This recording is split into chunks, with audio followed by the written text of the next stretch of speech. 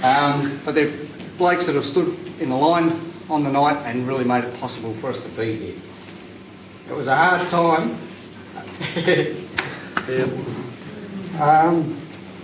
Sorry, I thought I had it all together. They helped you drink beer.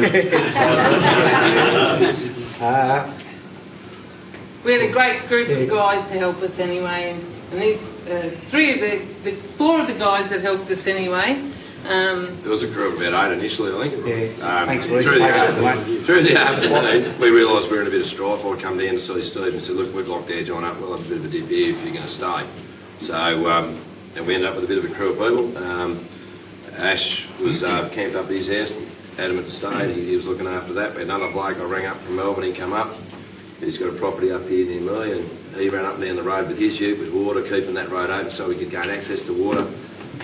We just basically buckled down. I think we filled everything that held water around the place and put spud bags in buckets and Christ knows what.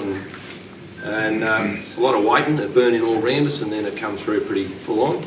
And well, at that point, we thought there was just 8 or so blokes on there. We ended up with, what, 20, 30 carloads of people that we didn't realise were still out there. Like the CFA were tied up in Murrumbidgee, our CFA, and God knows wherever they're flat out. And there was a copper up on the road.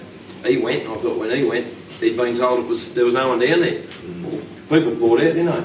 They certainly did. You know, we had all these people, like an elderly couple with their grandkids. What are we going to do?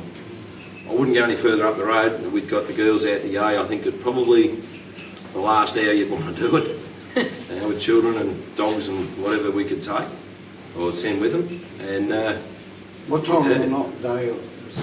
I reckon it hit us full on here around about.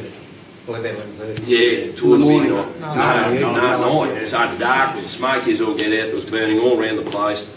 Your priming pumps in the dark and running around and driving through fire to get to the water and smoking all the capers. So it was a pretty full-on event. And we had mates from further down the road from Strathland, the boys come over and found us in the early hours of the morning. They'd put the fire out at their end or had it under control.